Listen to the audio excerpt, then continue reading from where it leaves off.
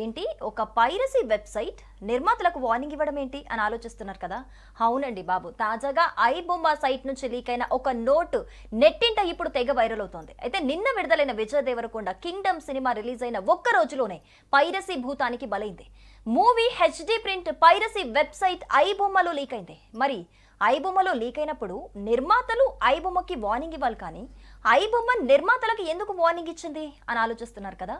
So అసలు ఏం జరిగింది అనంటే, ఐబొమ్మ పేరుతో మరో ఫేక్ సైట్స్ క్రియేట్ చేసి పైరసీ కాపీ ప్రదర్శిస్తున్నారని, దానికి కారణం నిర్మాతలేనని ఆగ్రహం వ్యక్తం చేస్తుంది ఐబొమ్మ సైట్.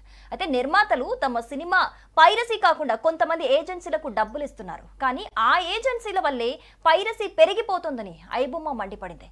మీరు వాళ్లకు డబ్బులు ఇస్తున్నారు, కానీ వాళ్ళు మిమ్మల్ని తొక్కి మా పేరుతో ఫేక్ వెబ్సైట్లు రన్ చేస్తున్నారు.